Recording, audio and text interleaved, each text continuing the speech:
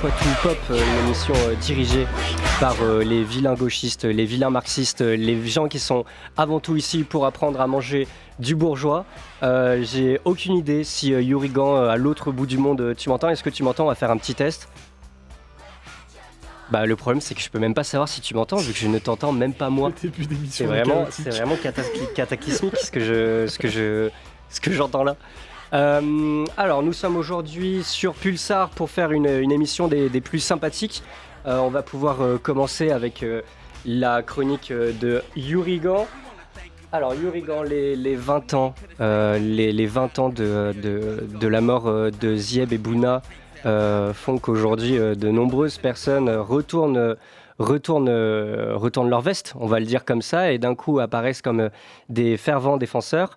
Alors on va faire comme si je t'entendais. J'espère pouvoir t'entendre. Hop, attention, écoute, bah, ça va être le moment de voir si on t'entend ou non.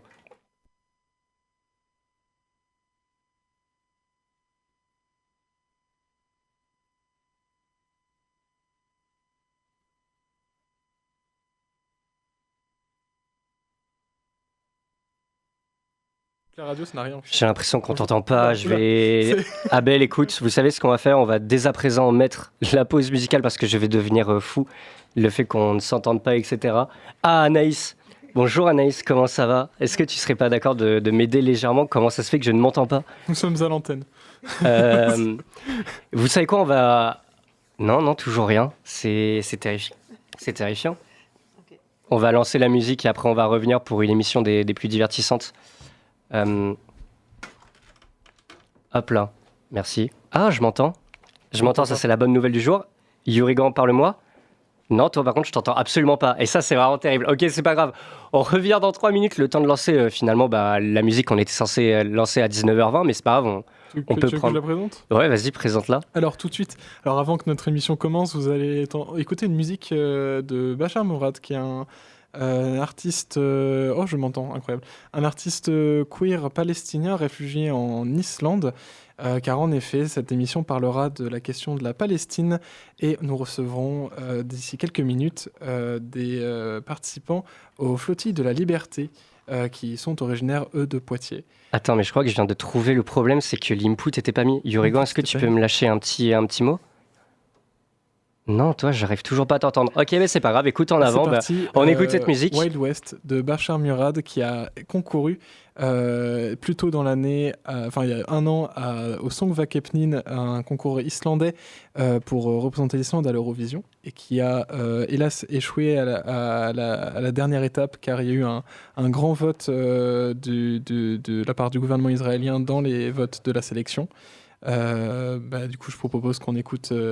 tout de suite, Bachar Mourad, Wild West. Théoriquement, si ça veut bien fonctionner, c'est un peu ce que j'espère. Déjà, j'entends. Non, il n'y a toujours pas de...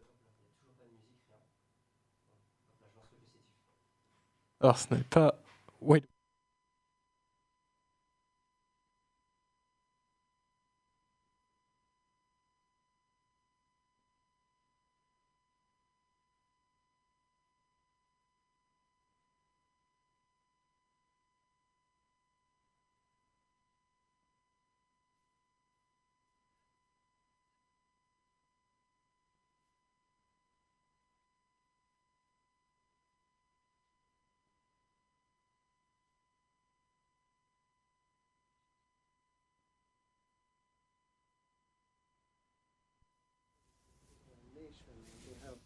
Everything like other nations, and this is what we are trying to show through music. Music has been in the village, in the camp, in the city. It has been a way of expressing the Palestinians' opinions.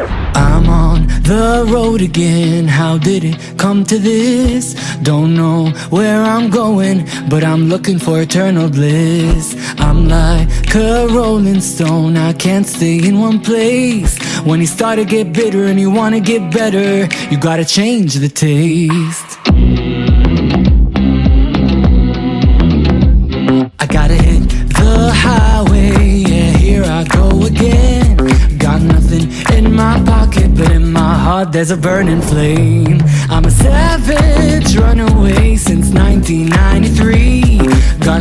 my name, but that's about to change. Cause I'm going to the wild, wild west, where the only rest is for the wicked. Where even if you do your best and you pass that test, doesn't mean you'll make it. Going to the wild, wild west, cause it's the best place for business. Got a can-do attitude and nothing to lose.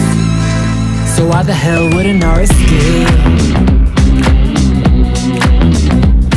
I'm on the road again and I still didn't get too far. Got my studded chaps on, my cowboy boots, and I'm playing my spaghetti guitar. I dressed up and I put it on, hoping I'd fit the scene. Took 30 damn years to figure out I just gotta be me.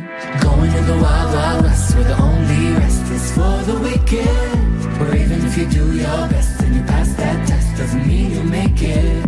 Going to the wild, wild west, cause it's the best place for business. Got a can-do attitude and nothing to lose. So why the hell wouldn't I risk it?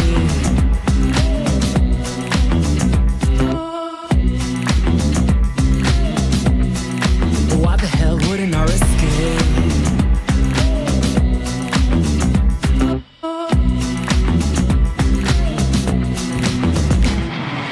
Welcome to the wild, wild west.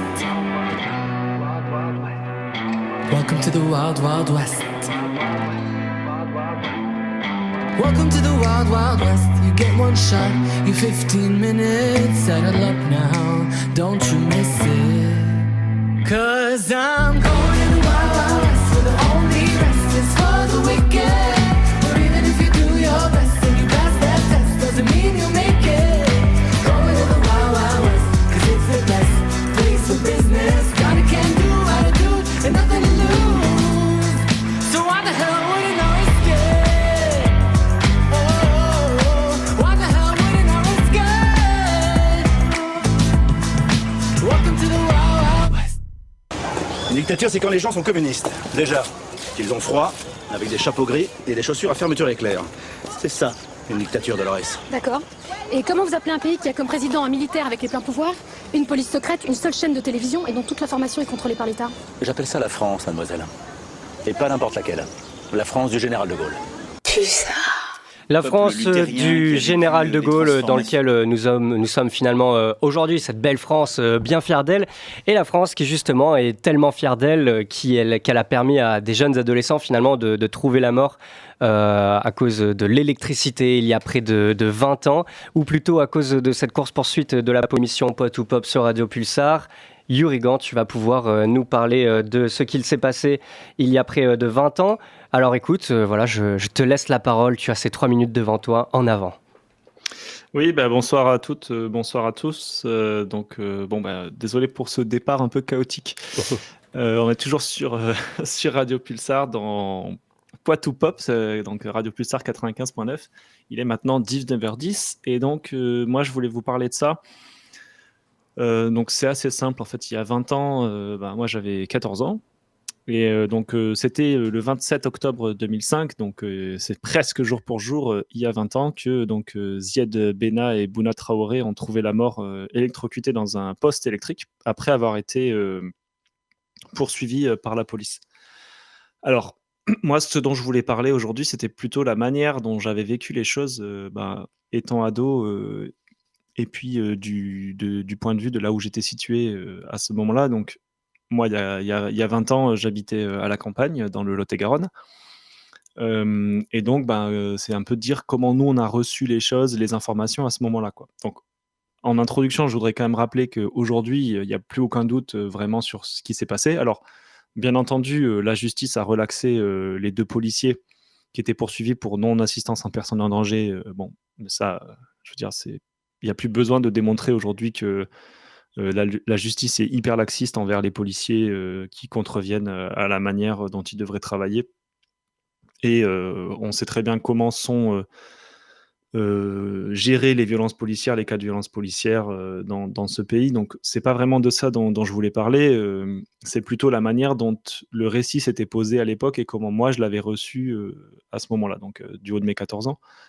Donc en fait, à la campagne, qu'est-ce qui s'est passé? Quand cet événement est arrivé, donc tout de suite la police a fait comme d'habitude, c'est-à-dire qu'elle a maquillé la vérité pour l'arranger, donc en disant que ces jeunes-là ont essayé de s'enfuir pour échapper à un contrôle de police parce que soi-disant qu'ils étaient en train de commettre un vol. En réalité, ils rentraient d'un match de foot en pleines vacances et il y a juste un gros racelard qui a appelé les flics parce qu'il a vu 3 jeunes qui rentraient, enfin qui marchaient dans la rue quoi, et qui rentraient chez eux et donc que c'était suspect quoi. Donc les flics arrivent et les prennent en chasse. Donc nous, ce qu'on nous a raconté, c'est voilà, les jeunes, ils se sont enfuis, que si on s'enfuit, c'est qu'on a fait quelque chose, on s'enfuirait pas si on n'avait rien fait. Donc ça, c'était le grand discours à l'époque qui était en fait déroulé quoi. Et nous, à la campagne, nous, on n'a pas affaire à la police nationale. Police nationale, invention de Vichy, on le rappelle, France de Vichy. Nous, on a affaire à la gendarmerie. Et en fait, la gendarmerie et la police, c'est pas vraiment les mêmes à l'usager. Et donc nous, si vous voulez, à la campagne, quand ce discours se déroule et se met en place, j'ai beau déjà être un peu, évoluer dans une famille très à gauche, etc. En fait, ce discours, il fonctionne quand même, quoi. C'est-à-dire que quand on vous dit, on ne se met pas à s'enfuir de la police si on n'a rien fait, nous, les seuls rapports qu'on a avec les forces de l'ordre, c'est avec les gendarmes. Quand ils font des contrôles de la route, on a tous des anecdotes à la campagne de gens qui rentrent bourrés chez eux, à qui les flics font juste une petite remontrance en disant ah c'est pas bien Robert, la prochaine fois faudra faire attention, quand t'as pas mis la ceinture pareil, des trucs comme ça quoi. Et donc si vous voulez, nous de notre perspective, c'est évident que on ne s'enfuit pas si on n'a rien fait, on n'a absolument rien à craindre de la police parce que voilà, nous, c'est ce rapport-là qu'on a avec la gendarmerie. Or, aujourd'hui, en fait, 20 ans après, de quoi on se rend compte? Que la police, en fait, elle a mis en place des méthodes de maintien de l'ordre. On est à la radio, donc moi je mets des guillemets, on ne peut pas les voir. Mais elle a mis en place des stratégies de maintien de l'ordre qui, en réalité, ont été testées en fait, dans les cités, dans les banlieues pendant des années. Et aujourd'hui, on les a vus se déployer au moment des Gilets jaunes, au moment des mouvements syndicaux contre la contre-réforme des retraites, etc. Et on voit toute la violence et toutes les stratégies qu'ils ont déployées à l'encontre des personnes racisées dans les cités, dans les banlieues, se déployer en fait contre la population, contre le reste de la population, quoi. Et donc, ce qui, il y a 20 ans, paraissait comme étant on s'enfuit pas devant la police, en fait, si, évidemment, quand votre quotidien, c'est des contrôles à outrance pour aucune raison, 1 fois, 2 fois, 4 fois par semaine, 30 fois dans le mois, 50 fois, 100 fois par an, oui, il y a un moment où en fait vous êtes en vacances, vous rentrez d'un match de foot, flemme de se faire embrouiller par des keufs. Et donc, vous vous barrez. Et là, les flics ils se mettent à vous pourchasser. Et donc, une fois que vous savez que les flics commencent à vous pourchasser, vous savez que vous craignez pour votre vie, vous savez qu'ils mentiront, qui maquilleront les choses. On passe par exemple à Michel Zecler. On sait très bien que s'il n'y avait pas eu les caméras de vidéosurveillance, cet homme aujourd'hui serait probablement en prison pour outrage, pour n'importe quoi qu'ils avaient inventé, qu'ils avaient falsifié dans le compte-rendu. Or, on sait très bien que c'était des violences purement gratuites, juste parce que c'était une personne noire dans la rue au moment du couvre-feu, alors qu'il en avait le droit, mais que les flics avaient considéré qu'il n'avait pas à être là. Et donc, forcément que voilà, ce sont ces choses-là. Et donc c'était un petit peu cette perspective et ce truc-là que j'avais envie d'apporter aujourd'hui. Donc pour essayer de parler un petit peu de cette affaire-là et puis de rendre hommage à Bouna et à Zied comme on peut, quoi. Eh ben écoute, Voilà. on peut t'en remercier et on peut te remercier pour cette chronique donc sur Poitou Pop, et on peut notamment discuter des retournements de veste qui ont été faits, parce que comme tu l'as dit, c'est tout un système politique qui s'est mis en place et qui a amené à la mort tragique de Ziad Bouna, et depuis on n'en dénombre pas moins. Tous les ans, ce sont des jeunes qui meurent justement parce qu'ils fuient la police. Naël en est le cas, je pense, le plus récent et le plus retentissant. Pas le plus récent, mais vraiment le quelque plus chose récent qui a choqué, en fait. médiatiquement, voilà, ouais. Oui, il y en a malheureusement eu d'autres, en fait, depuis Naël, mais oui, c'est effectivement un écho quasi 20 ans après qui a qui a remis un peu le feu aux poudres. Ouais. Il y a eu de nouveau des grosses révoltes. Et Mais malheureusement, c'est hyper fréquent, en fait. en fait, les conditions de la mort de Naël et le fait qu'il soit particulièrement jeune, ça avait beaucoup fait parler, je me souviens. À l'époque, ouais. Ah, c'est notre cas à nous. Mais justement, il y a aussi la question de est-ce que la politique elle a évolué dans un sens ou pas. C'est-à-dire qu'aujourd'hui, De Villepin, il est là, il nous dit qu'il n'a pas réussi à trouver les mots justes à l'époque. Rappelons que De Villepin avait dit que ça avait été des petits voleurs, etc. Limite à deux doigts de dire qu'il méritait un peu ce que tu dis finalement dans ta chronique. Pourquoi fuir s'ils n'avaient rien à se reprocher alors qu'il y a toute une logique derrière sociale qui fait qu'ils ont fui? Est-ce qu'aujourd'hui, si jamais il se repassait le même drame, est-ce qu'on n'aurait pas la même résurgence réactionnaire de l'ordre et de la morale dans les discours politiques? Je crois que en fait, depuis 20 ans, il n'y a rien du tout qui a évolué, voire pire, avec l'extrême droite qui est montée au pouvoir. Je pense qu'on peut Je sais pas honnêtement. Moi, j'ai quand même l'impression que, alors peut-être juste j'ai vieilli, peut-être je me suis encore plus politisé, mais j'ai quand même l'impression que vraiment ce que les gilets jaunes ont pris dans la gueule, ce que les gens qui ont manifesté contre la contre-réforme des retraites, etc., ont pris dans la gueule, je pense qu'il y a vraiment des gens qui se sont rendus compte. Et s'ils s'en sont pas rendus compte, je vous invite à essayer de vous en rendre compte. Enfin, vraiment, c'est cette violence-là gratuite que les gens dans les cités prennent et dénoncent depuis des décennies, en fait. Et donc, je pense quand même qu'aujourd'hui, ce discours-là, bien sûr qu'il tenterait cette carte-là, il rejouerait cette carte-là, mais elle est de plus en plus inaudible. En tout cas, pour une partie de la population. Et donc, ce refus de ce discours dominant, à mon avis, il est plus large aujourd'hui que juste circonscrit aux banlieues, comme ça pouvait l'être probablement il y a 20 ans. sur la manière dont la violence se répand à travers les manifestations, peut-être. Mais là où tu vois, j'ai un doute, c'est par rapport à justement l'électeur lambda, on va dire, enfin le sympathisant lambda du Front National, par exemple, du Rassemblement National. Quand il va avoir une violence policière, il va pas nécessairement se dire putain, c'est les flics qui viennent me tabasser vu que je manifeste. Ils vont se dire qu'il y a quelques bouffons au loin qui ont fait une dinguerie, et finalement ils prennent pour les casseurs, pour les anarchistes, pour les communistes. Bien Et sûr, de ce côté. Oui, de ce côté-là, bien sûr, mais si tu prends par contre l'électeur lambda, on va dire de gauche un peu molle, SOSDEM, genre France Insoumise, vu que aujourd'hui c'est le bloc de la social-démocratie, enfin c'est le parti hégémonique de la social-démocratie en France. Si tu prends l'électeur lambda de la France Insoumise, aujourd'hui, je pense pas qu'il adhérera, comme ça a pu être le cas, en tout cas à la campagne et dans les zones loin des banlieues, il y a 20 ans, quoi. C'est clair. Et encore heureux, j'ai envie de dire qu'à un moment, les gens commencent à ouvrir les yeux sur ce qu'est vraiment la police et sur le maintien de l'ordre en France par rapport à la police. Il y a d'ailleurs des très bons documentaires qui ont été faits sur l'évolution de la violence.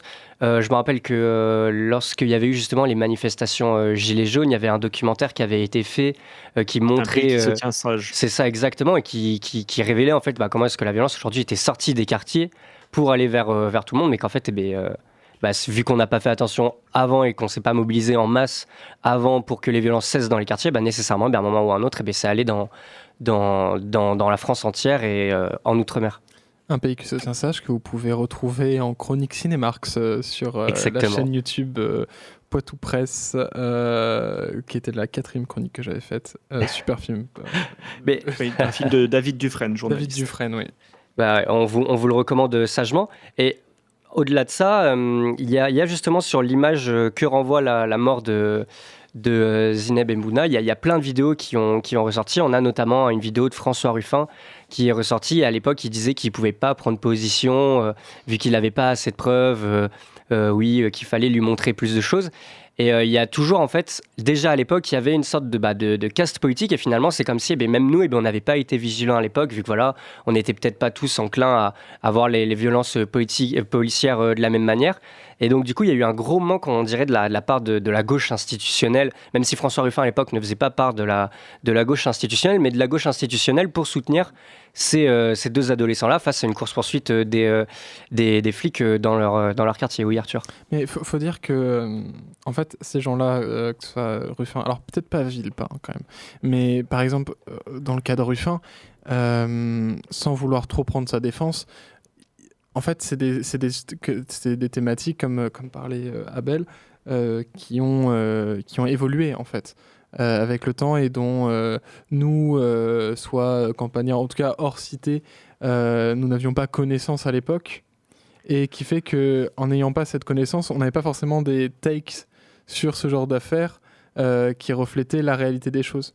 Donc c'est peut-être un manque d'information, surtout pour Ruffin, qui est quelqu'un qui est très concentré sur un seul cas de figure. Bernard Arnault à l'époque, juste un truc. Bernard Arnault à l'époque, il était que sur ça. Mais surtout pour Ruffin, voilà, qui est un homme politique qui est quand même centré sur une seule et unique thématique. Il essaye de se diversifier là parce qu'il a envie de devenir quelqu'un de présidentiable, mais il est très concentré sur un seul sujet à la base.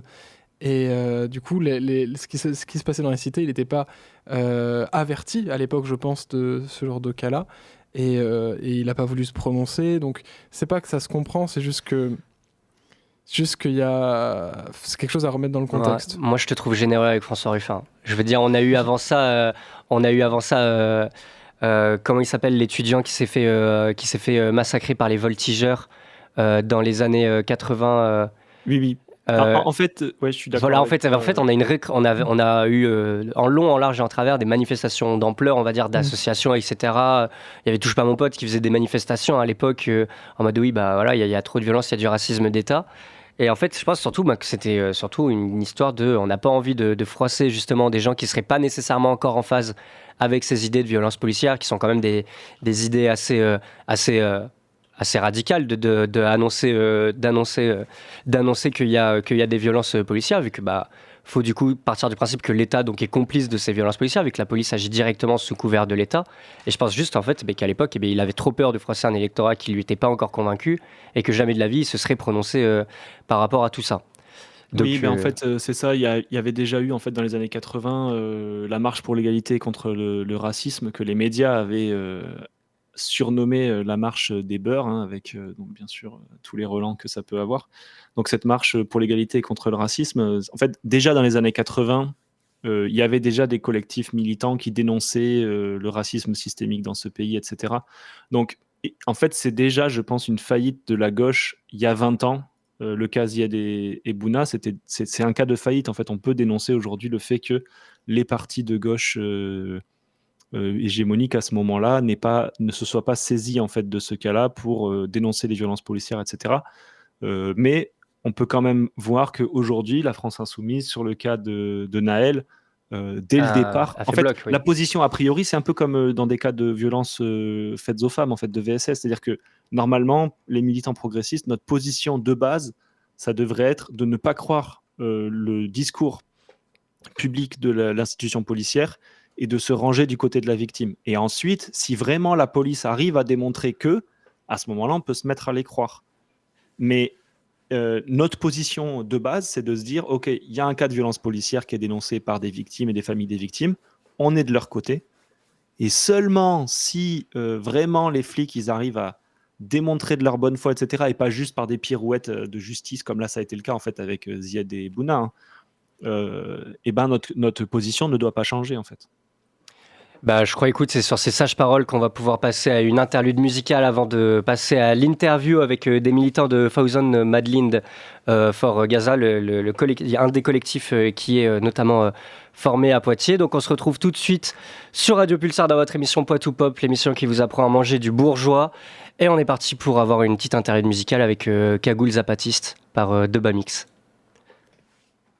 C'est un progrès non seulement dans l'art d'exploiter le travailleur, mais encore dans l'art de dépouiller le sol. La production capitaliste ne développe donc la technique et la combinaison du procès de production sociale qu'en épuisant en même temps les deux sources d'où jaillit toute richesse, la terre et le travailleur. Partout je le vois que la nature agonise. Les politiciens disent qu'ils trouvent ça horrible, donc ils prennent la pause aux côtés du cacique Raoni, puis signent les contrats qui vont raser l'Amazonie. Dans les médias, le journaliste sceptique face à l'évidence du bordel climatique. Quand la quantité de nos déchets plastiques forme un nouveau continent dans l'océan Pacifique. La nature se pollue, mais faut voir ce qu'on y jette. L'obsolescence est programmée, les métaux rares sont pillés pour qu'après 3 ans après, ils s'entassent dans des décharges au Niger. Ils ont privatisé l'eau, ils privatisent les terres. C'est Bayer, Monsanto, c'est Coca, c'est Nestlé. Fout à cagoule zapatiste, occupation des terres comme un sadiste. La position politique est radicale, avant que ce ne soit la vie qu'ils éradiquent. Fout à cagoule zapatiste, occupation Occupation des terres comme un sadiste. C'est un appel au-delà des frontières. Révolution sociale, écologiste, libertaire. Fout ta cagoule, zapatiste. Occupation des terres comme un sadiste. La position politique est radicale. Avant que ce ne soit la vie qu'ils éradiquent. Fout ta cagoule, zapatiste. Occupation des terres comme un sadiste. C'est un appel au-delà des frontières. Révolution sociale, écologiste. Comme les indigènes d'Équateur face à l'industrie pétrolière. Comme les paysans du Sahel face à l'avancée du désert. Reboisons les forêts comme au Garimatai. Seul le fait de ne pas y croire fera contre-bataille. Pour la victoire, il faut livrer bataille. Avec la détermination d'un guerrier Maasai. Monter des autonomies dans des politiques. Leur attitude hautaine. Viens donc voir ce qui se passe. Rien qu'au sud de la Haute-Vienne. Je ne vois de solution que dans la décroissance. L'autonomie, le boycott des actes et pas que de la jactance. La problématique est globale. Révolution mondiale. Fous ta cagoule, zapatiste. Occupation des terres comme un sadiste. La position politique est radicale. Avant que ce ne soit la vie qu'ils éradiquent. Fous ta cagoule, zapatiste. Occupation des terres comme un sadiste. C'est un appel au-delà des frontières. Révolution sociale, écologiste, libertaire. Fous ta cagoule, zapatiste. Occupation des terres comme un sadiste. La position politique est radicale. Avant que ce ne soit la vie qu'ils éradiquent. Fous ta cagoule, zapatiste. Occupation des terres comme un sadiste. C'est un appel au-delà des frontières. Révolution sociale, écologiste, libertaire. Ce sont les structures capitalistes orientées vers la logique du profit maximum et le plus rapidement possible qui sont à l'origine des dérèglements à la fois socio-écologiques que nous constatons aujourd'hui et à l'origine du fameux réchauffement climatique. Faut se bouger pour maintenir que le rapport de force. Faut se bouger pour maintenir que le rapport de force. Plaquer le bloc. Faut se bouger pour maintenir que le rapport de force. Faut se bouger pour maintenir les deux sources d'où jaillit toute richesse, la terre et le travailleur. Si tu trouves que j'ai des propos violents, c'est que t'es jamais sorti de manif, le visage sanguinolent. Faut se bouger pour maintenir que le rapport de force. Plaquer le bloc, pluie de cocktails comme en Corse. Elle est pas loin l'époque où la France sabotait le Rainbow Warrior. Chez les frères écolos radicaux, rien que cette année c'est 164 morts.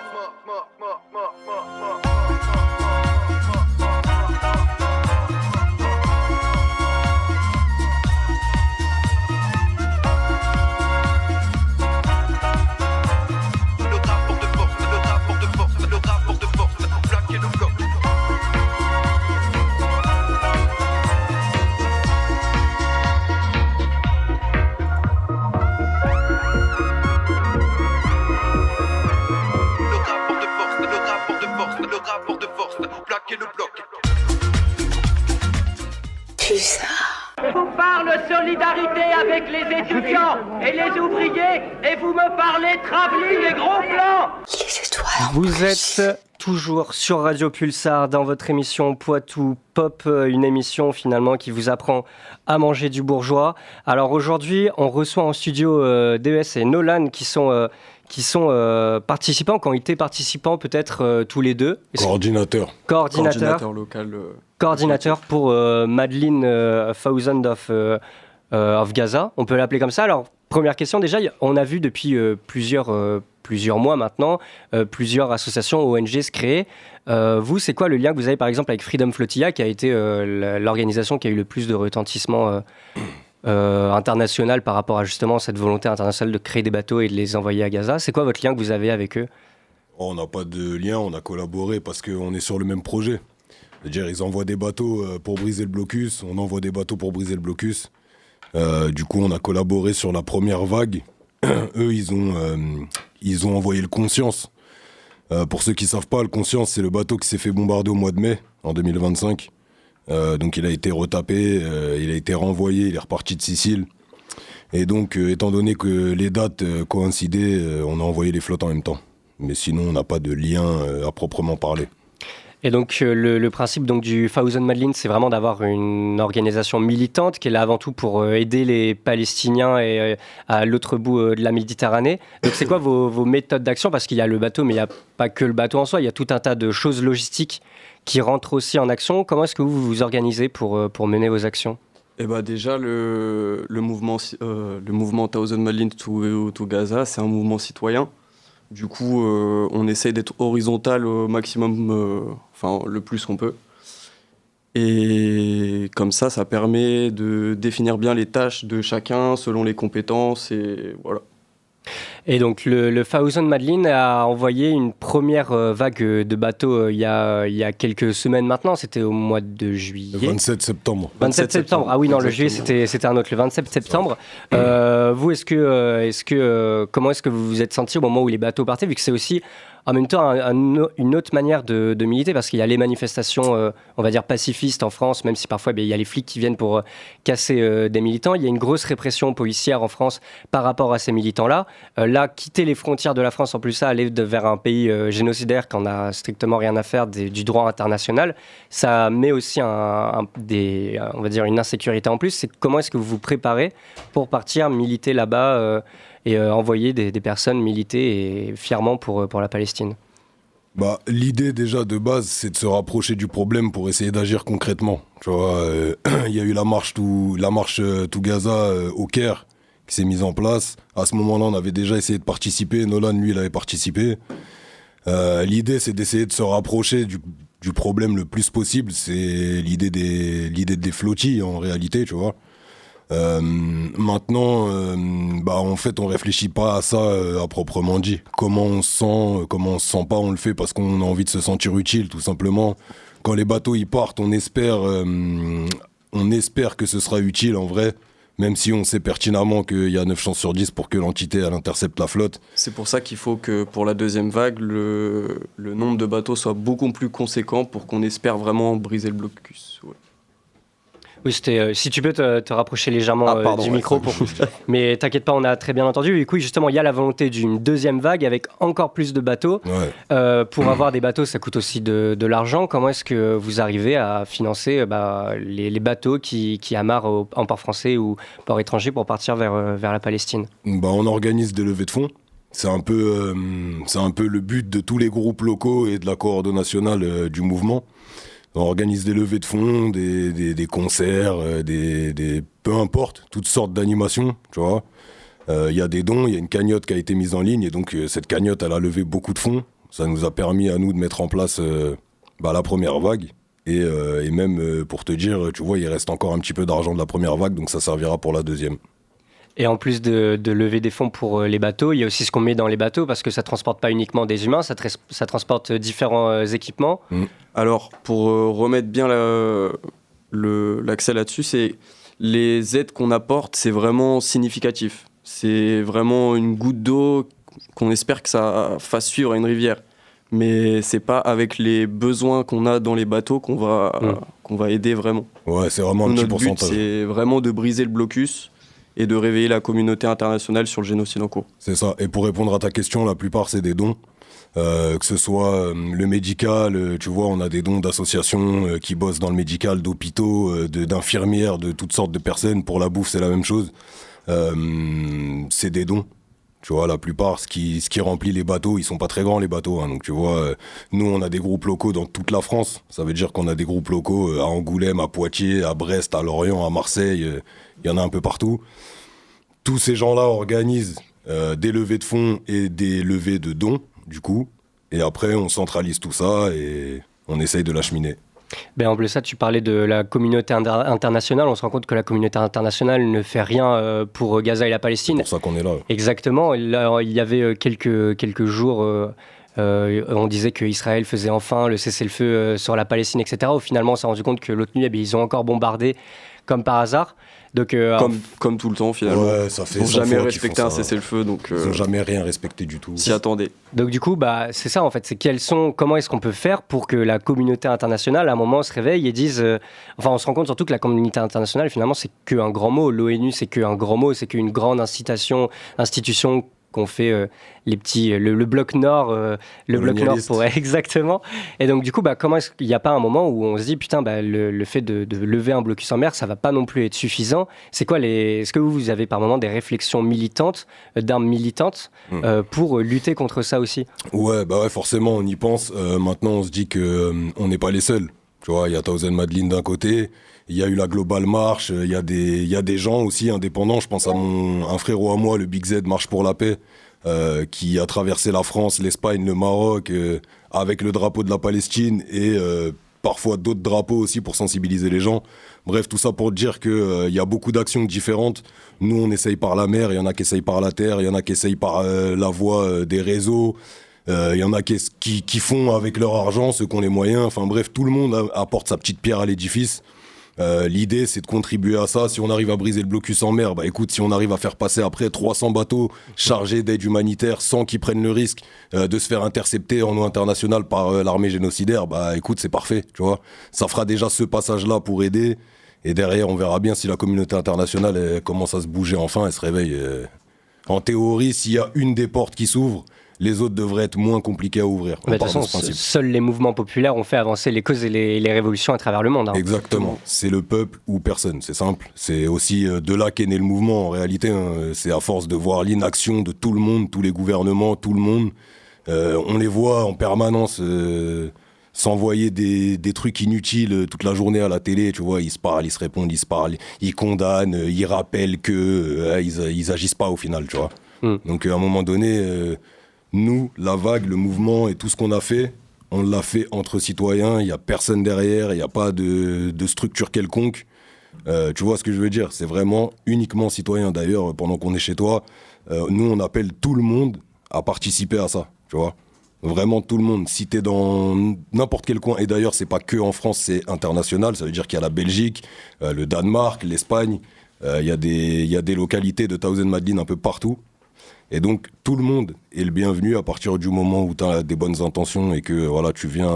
et on recherche tous les profils différents. Pas que pour partir en mer, des navigateurs. Exactement. On recherche aussi des graphistes. Toutes sortes d'aides, voilà, toute aide est la bienvenue et voilà. Il n'y a pas de petits militants, il n'y a que des grandes luttes. Exactement. Yurigan, tu voulais rajouter quelque chose vu qu'ici on a aussi, on est un peu internationaliste nous aussi. Okay. On est à travers la France en tout cas. Et donc Yurigan qui est un peu notre correspondant loin d'ici, voulait poser une question. Oui, on t'écoute. Ouais, bonsoir messieurs. Bonsoir. C'est un plaisir de vous avoir ce soir. Donc une première précision peut-être à laquelle vous allez pouvoir répondre rapidement et ensuite j'enchaînerai sur un commentaire un peu plus global. Donc si vous pourriez rappeler, justement vous dites vous rejoindre, les dons, etc.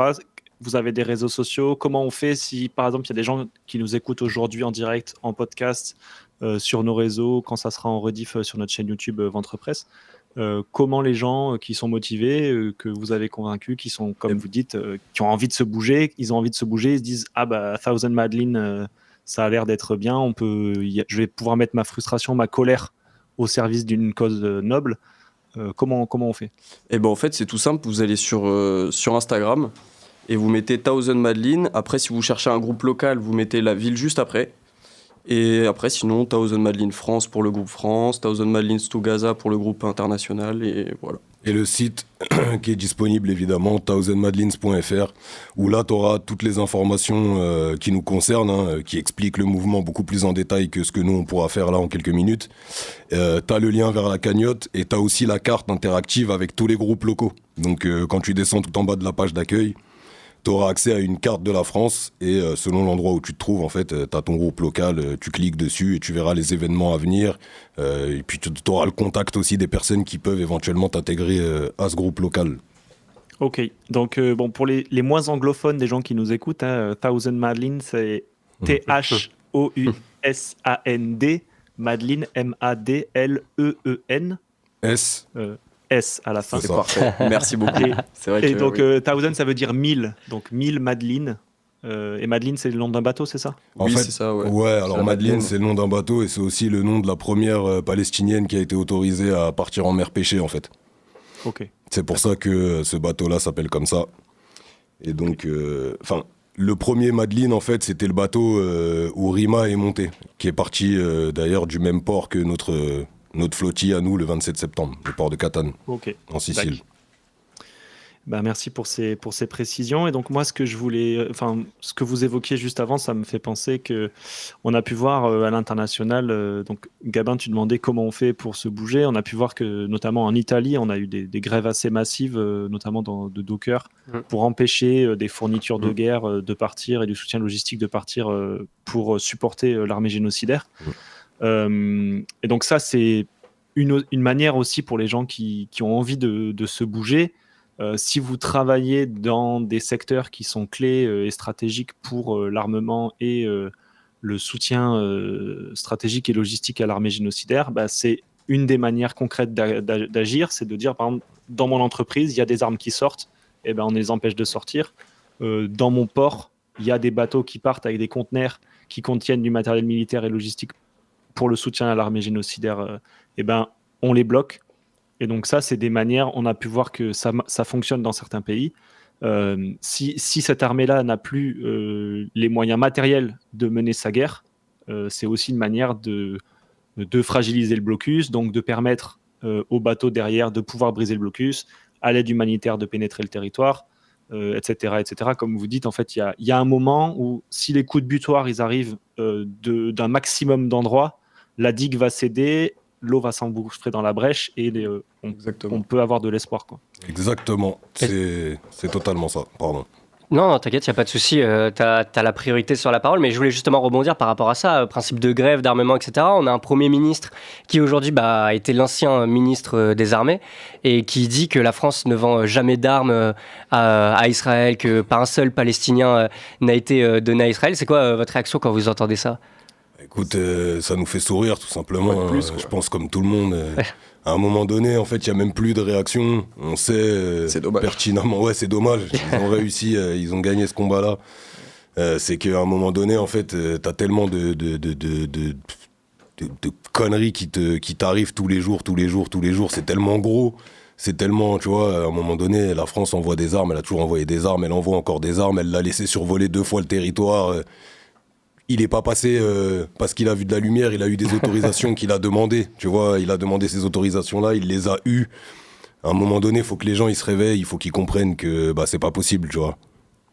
Faut arrêter d'écouter tout ce qui... Enfin bref, le mensonge qui nous est délivré en permanence là. À un moment donné, voilà, il faut essayer d'être un petit peu plus lucide. Et donc justement, pour se mobiliser, il y a notamment le principe de partir en mer. Donc comme tu le disais tout à l'heure, il y avait besoin de personnes, que ce soit des graphistes, etc. Mais il y a aussi le fait que si jamais des personnes veulent s'investir en mer, il y a aussi des formations qui leur sont proposées. Parce que bien entendu, on ne devient pas marin comme ça un beau matin à 8h avec le lever du soleil. Bien évidemment. Après, il y a 3 skippers sur le bateau. Et nous, on a une petite... Enfin, pour les citoyens, je parle. On a une petite formation en amont. Mais on peut pas gérer des grosses situations des grosses situations compliquées en mer si y a pas les 3 skippers. Donc il y a quand même une majorité de skippers sur le bateau pour encadrer ça. Surtout là pour la deuxième vague, on va arriver en plein hiver. Du coup, la mer va être un peu plus agitée. Du coup, voilà, la question se pose aussi là-dessus. Justement, Vas-y, t'inquiète. La deuxième vague, donc vous l'aviez peut-être dit, mais si vous pouvez le repréciser, si vous l'avez déjà dit, elle est prévue pour partir quand ? Vous avez déjà une date précise ? C'est pas encore connu ? Comment ça fonctionne ? On n'a pas de date précise à communiquer pour le moment, mais comme d'habitude, le moment venu, les gens seront au courant. Et, tout dépend de la levée de fonds, en fait. Ça va dépendre, entre autres, oui, en grande partie de la levée de fonds, et puis ça va dépendre aussi de 2-3 autres paramètres. Oui. Que nous on a, mais par contre ceux qui veulent participer, que ce soit sur les événements locaux ou sur les dons ou sur peu importe de quelle manière, vous pouvez quand même si on n'a pas de date, on sait qu'on enverra une deuxième vague et on travaille déjà dessus. Et voilà, si jamais vous souhaitez participer et que vous souhaitez avant tout militer pour la Palestine, vous pouvez tout à fait le faire en rejoignant la section locale du Madeleine of Freedom pour Gaza. Thousand Madeleine, excusez-moi, j'ai un problème prénom, des noms, mon cerveau à chaque fois il cafouille tout. En tout cas, vous pouvez rejoindre la section locale de Poitiers par rapport à ça et on vous recevra avec plaisir et on refera une émission bien plus longue parce que 15 minutes c'est très très court pour parler d'un sujet aussi intéressant, malheureusement, on va dire, que la Palestine. Et on a hâte, finalement, de ne plus avoir de levée de fonds pour soutenir la Palestine, le Soudan, le Congo, etc. Quand enfin les bourgeois nous auront rendu ce qu'on nous doit. En tout cas, on l'espère fortement. Merci beaucoup pour la participation. Avant de quitter l'émission, on va pouvoir parler lutte des classes sur grand écran avec la chronique Cinémarx proposée par Arthur. Je vous parle solidarité avec les étudiants et les ouvriers et vous me parlez travelling et gros plans. Les étoiles en plus. Bonjour tout le monde et bienvenue dans Cinémarx, la chronique ciné qui met le capitalisme hors champ, même si aujourd'hui c'est plus l'impérialisme qu'on va mettre hors champ. Et aujourd'hui, nouveauté dans l'émission, je vais vous parler d'un court-métrage, voire d'un très court-métrage. Il y a Hanouni de Sofiane Choueb et Lina Tadount. Alors, du coup, étant donné que c'est un très court métrage, la chronique va être très courte également. Initialement créé dans le cadre du Nikon Film Festival, un festival / concours français pour les jeunes talents du cinéma, Ya Hanouni raconte l'histoire d'un père et d'une mère qui essaient d'endormir leur bébé. Une compétition s'installe alors entre eux, qui réussira à faire dire au bébé son premier mot. Et je ne vais pas vous en dire plus, tout simplement car le court-métrage ne dure que 3 minutes, mais en seulement 3 minutes, le court-métrage expose toute une situation, tout un contexte. Un plan et 3 minutes pour décrire et illustrer l'horreur du génocide, la terreur et la brutalité du quotidien des Palestiniens et Palestiniennes. Prendre le point de vue des civils, celui qu'on ne voit pas dans les médias, la perturbation de leur quotidien, illustrée au sein d'une scène joyeuse, familiale, le tout dans les yeux d'un bébé, l'innocence pure. Ce très court métrage a su toucher un large public à travers le monde. En effet, après son passage au Nikon Film Festival, où il a gagné le prix du public, le film a été propulsé dans 240 festivals différents à travers le monde et a remporté à ce jour un total de 70 prix. Et fait important, le film a déjà pris part à 9 sélections nécessaires pour qu'un court métrage atteigne les Oscars. Donc on lui souhaite d'y arriver, car une œuvre pro-palestinienne dans une institution tant pro-Israël, ça serait un message fort. On rappelle que le discours anti-génocide du réalisateur Jonathan Glazer, fait quand il a reçu le prix de la meilleure réalisation pour la zone d'intérêt, est le seul discours à ne pas avoir été diffusé par la suite sur la chaîne YouTube des Oscars.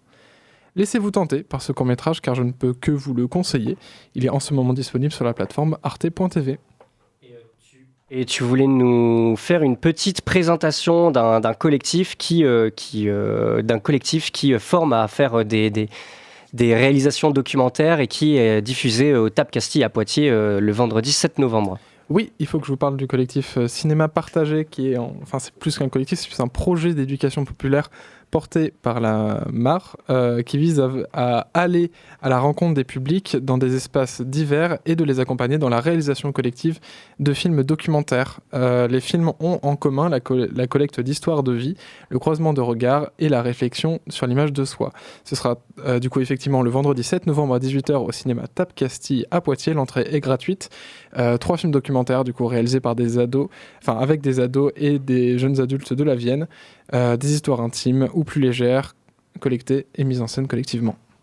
Merci beaucoup Arthur pour ces informations. Il nous reste quelques minutes, donc le temps aussi de rappeler les informations importantes. Vous avez donc notamment une collecte de fonds qui est disponible.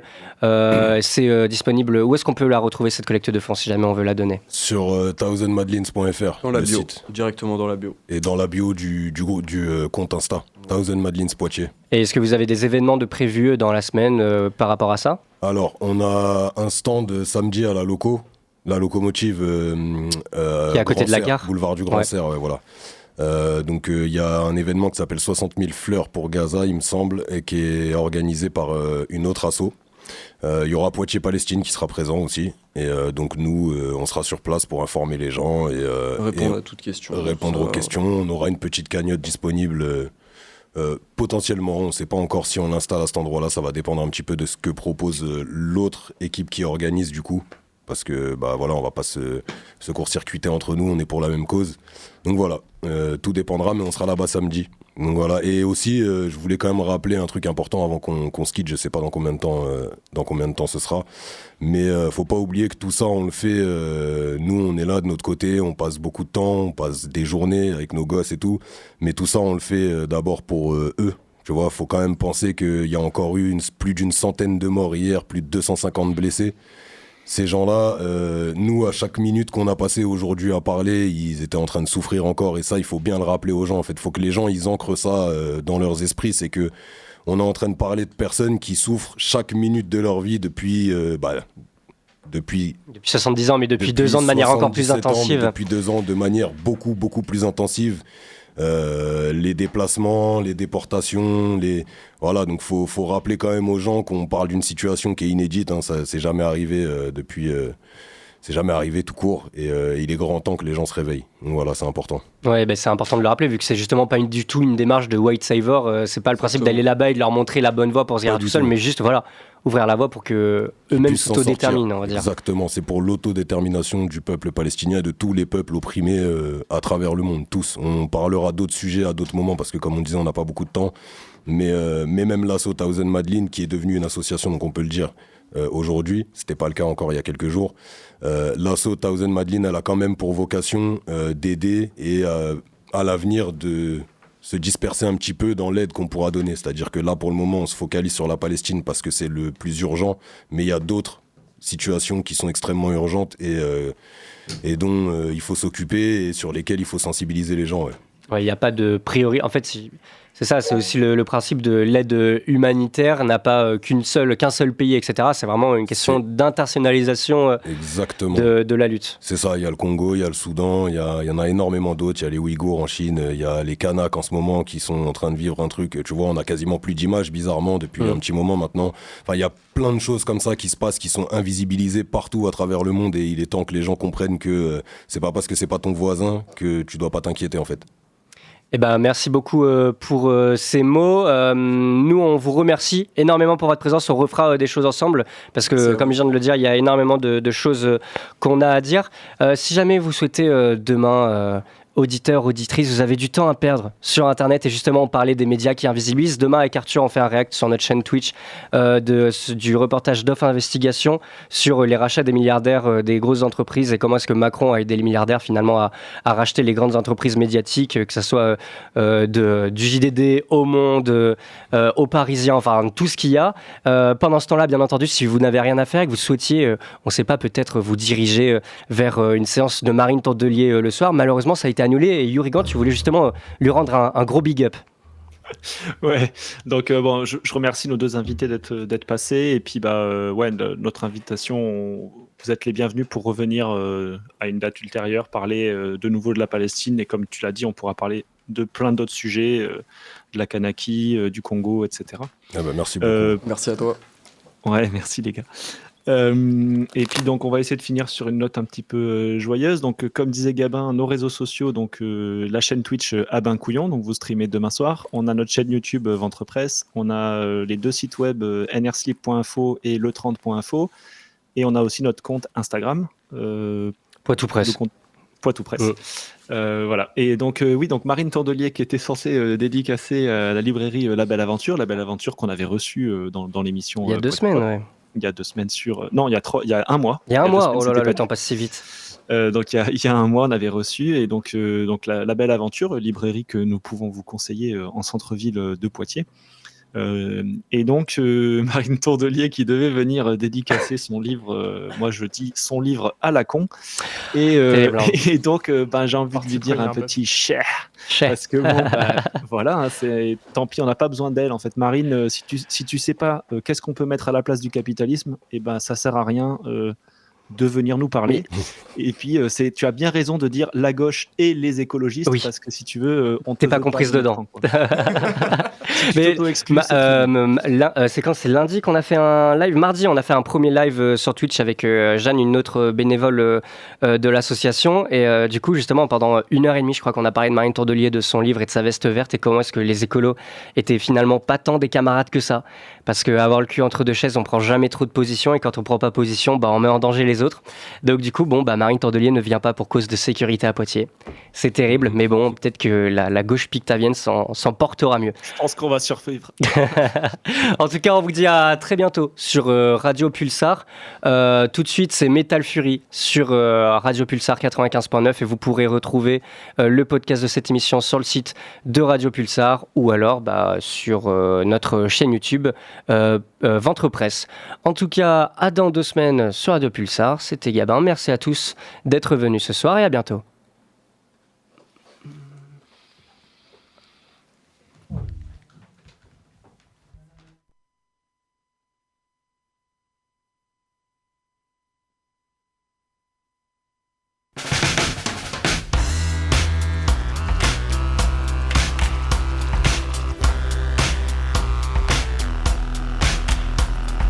We got the guillotine, you